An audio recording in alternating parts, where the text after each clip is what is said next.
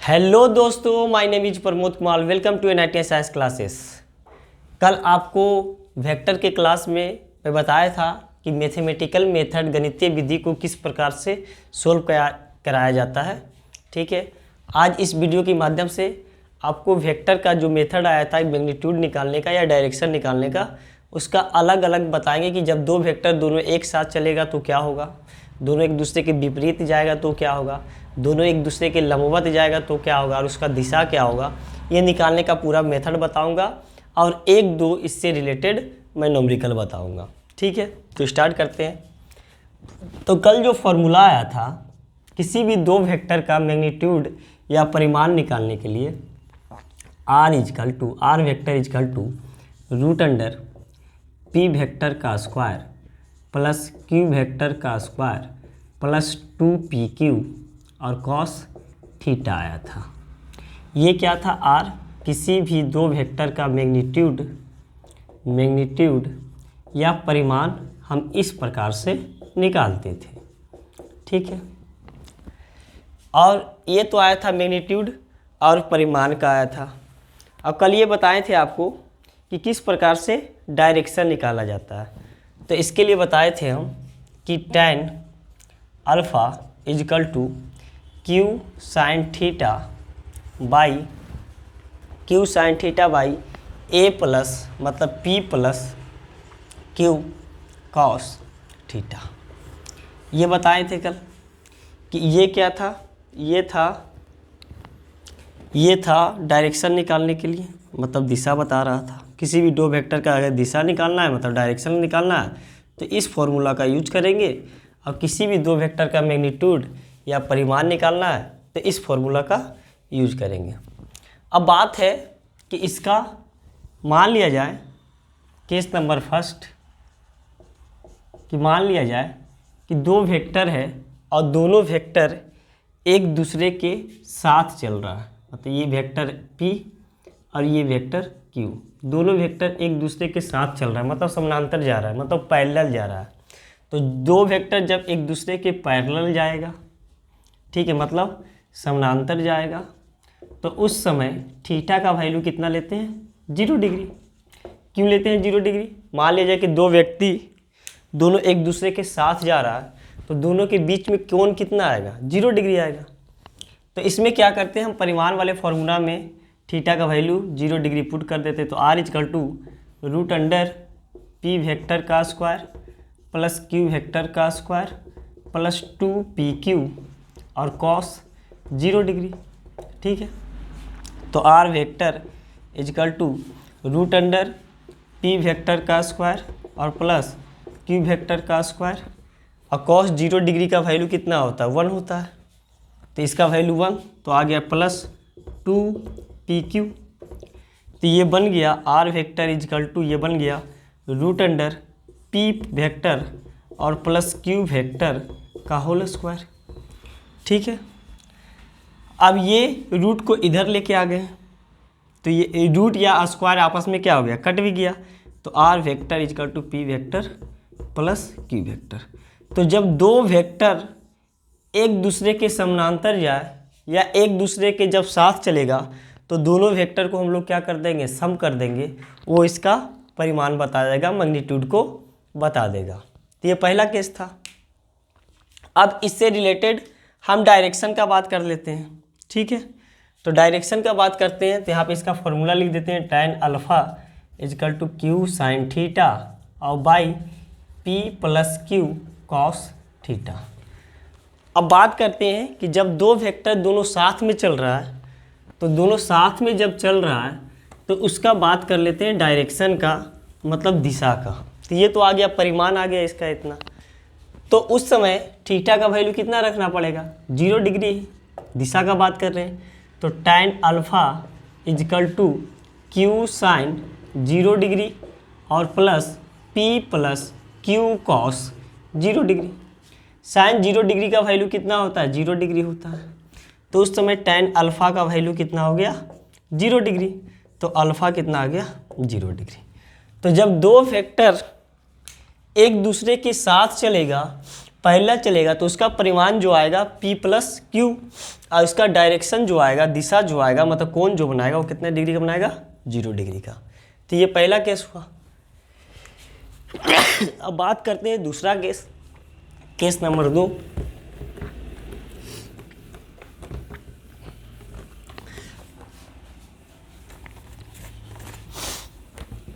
Case number 2 कि जब दो वेक्टर है और दोनों वेक्टर एक दूसरे के अपोजिट में चले।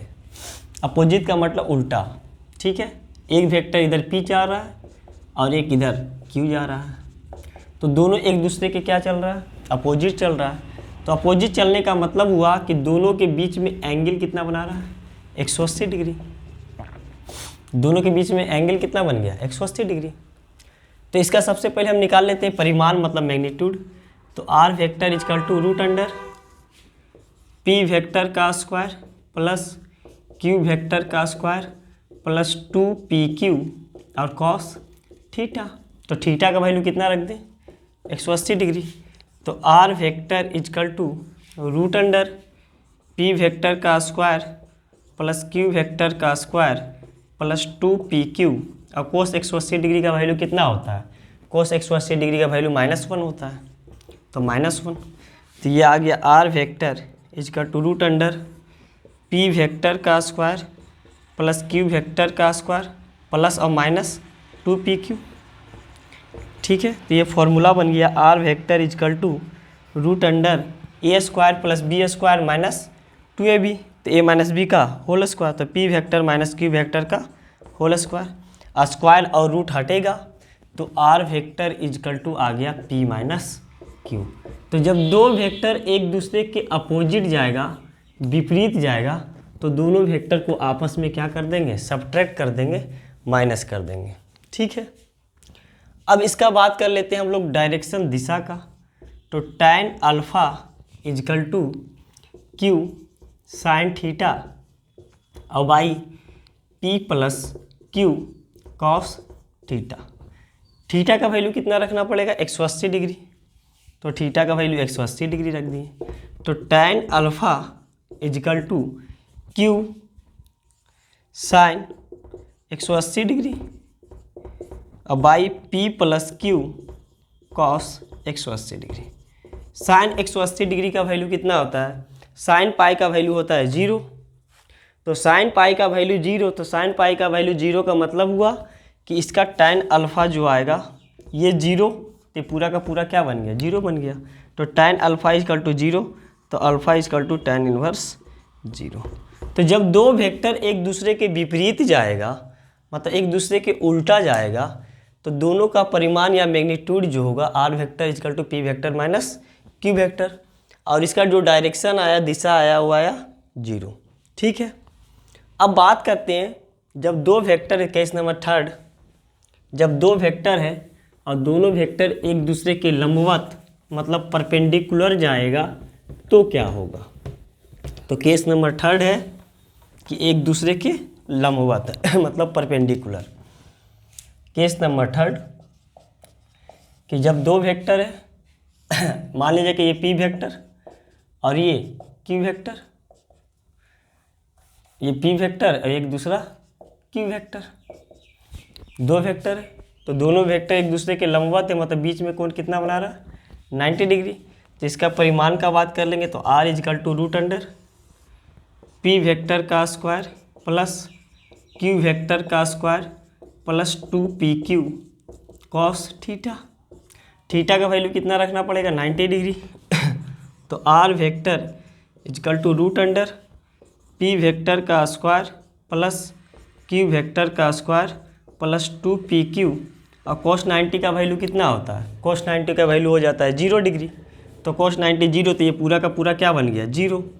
तो ये आ गया R vector equal to root under P vector का स्क्वायर और प्लस Q वेक्टर का स्क्वायर। तो ये इसका परिमाण आ गया, मतलब मैग्नीट्यूड आ गया, ठीक है।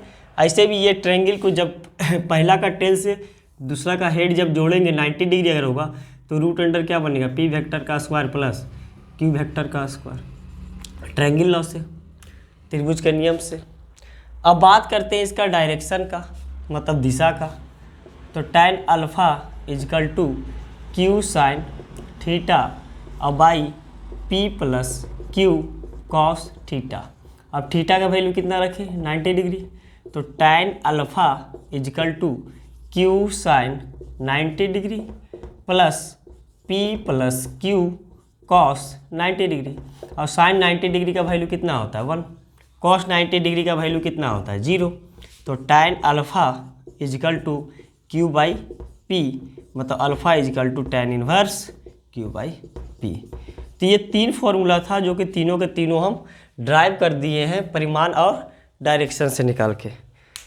अब इससे रिलेटेड बात करते हैं न्यूमेरिकल का, कि इससे रिलेटेड किस प्रकार से न्यूमेरिकल आता है उसका बात कर लेते हैं थोड़ा सा।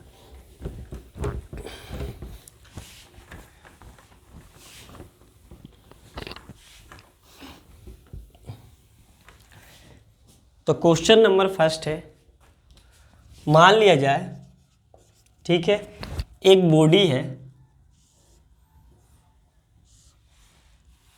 और इस बॉडी में 2 फोर्स लग रहा है। एक फोर्स इसके समानांतर 3 न्यूटन का और एक दूसरा फोर्स जो लग रहा है इससे लंबवत 4 न्यूटन का।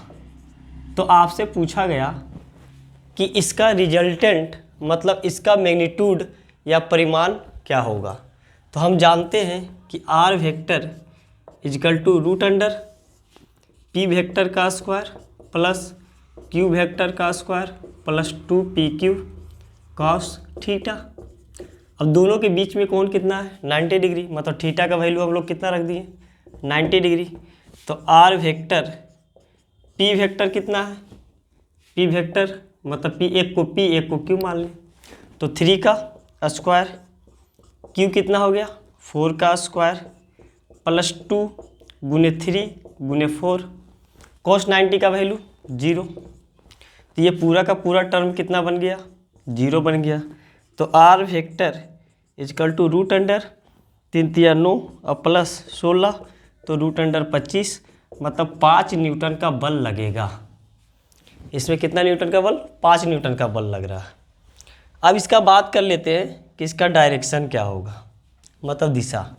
तो tan alpha equal to Q sine theta और by P plus Q cos theta, ये फॉर्मूला होता है।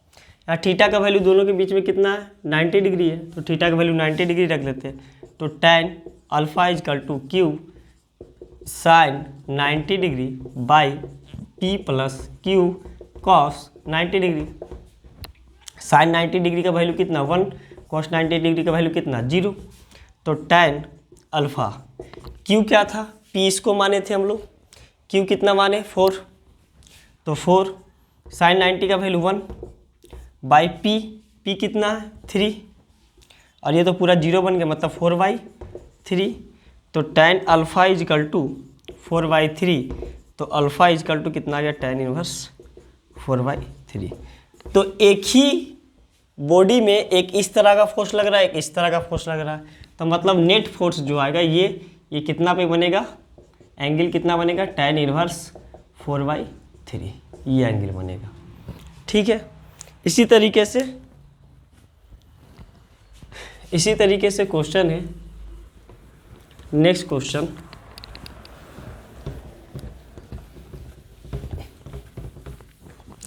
एक क्वेश्चन आपसे ये पूछा है कि मान लिया जाए कि एक बॉडी है, ठीक है, इस बॉडी पे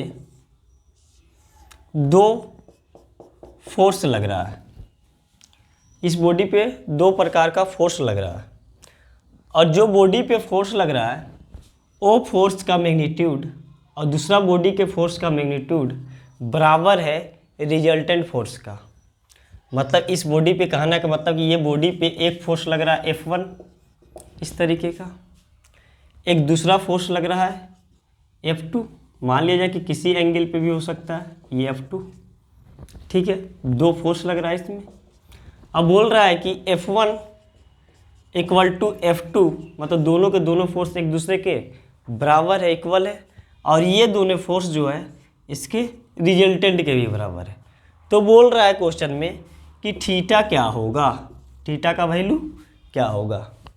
तो निकालते हैं। तो हम जानते हैं कि R vector equal to root under P vector का स्क्वायर प्लस क्यू वेक्टर का स्क्वायर प्लस 2pq और कॉस थीटा। तो आर वेक्टर का स्क्वायर सबको हम लोग मान लेते हैं, एक ही टर्म मान लेते हैं, सबको हम लोग एफ मान लेते हैं, ठीक है। तो आर वेक्टर के जहाँ पर हम क्या लिख लें, एफ। पी वेक्टर का मतलब क्या हुआ, एफ वेक्टर का स्क्वायर। क्यू वेक्टर का मतलब हुआ कि एफ वेक्टर का स्क्वायर प्लस 2 गुने एफ वेक्टर और गुने एफ वेक्टर, और ये हो गया कॉस थीटा। तो एफ वेक्टर का equal to root under 2 F vector का square, F square plus F square 2f square plus 2f square और कॉस थीटा तो अपना निकालना ही है। अब हमको थीटा फाइंड आउट करना है। तो थीटा फाइंड आउट करने के लिए ये एफ वेक्टर है, इधर जब रूट हटेगा तो इधर स्क्वायर बन जाएगा। तो ये बन गया क्या, एफ का स्क्वायर और 2f स्क्वायर और 2f स्क्वायर। तो इसमें 2f स्क्वायर और बाई प्लस 2f स्क्वायर और कॉस थीटा। हमको तो चाहिए थीटा का वैल्यू चाहिए, ठीक है। तो थीटा का वैल्यू निकालने के लिए इस एफ 2f स्क्वायर को इधर लेकर के आ गए। तो F square minus 2f square equal to 2f vector का स्क्वायर इंटू कॉस थीटा। तो ये आ गया माइनस ए वेक्टर का स्क्वायर और ये आ गया 2f वेक्टर का स्क्वायर इंटू कॉस थीटा। ये एफ स्क्वायर से एफ स्क्वायर कटा तो -1 इजकल टू 2 कॉस थीटा। तो कॉस थीटा इजकल टू -1/2। तो theta equal to cos inverse -1/2 और कॉस -1/2 जो होता है 120 डिग्री। तो थीटा का वैल्यू जो आ गया कितना आ गया, 120 डिग्री। मतलब कहने का मतलब जो पहला वेक्टर और दूसरा वेक्टर के बीच में जो कोण बन रहा है 120 डिग्री, इसका मतलब ये हुआ कि ए वेक्टर इधर गया, पी वेक्टर मान लिया जाए तो 120 डिग्री का मतलब सेकेंड क्वाड्रेंट में क्यों, ये दोनों के बीच में कोण कितना बन गया, 120 डिग्री का कोण बन गया। तो इसका जो रिजल्टेंट आएगा कुछ इस प्रकार से इसका रिजल्टेंट आएगा, ठीक है। तो ये इसका था कुछ न्यूमेरिकल इससे रिलेटेड। न्यूमेरिकल बहुत प्रकार के बनता है, इससे बहुत इजी क्वेश्चन आता है। तो आज के वीडियो में मतलब क्या मैथमेटिकल्स मेथड का ये सेकेंड वीडियो है और वेक्टर का ये 5वां वीडियो है। तो थैंक यू फॉर वाचिंग।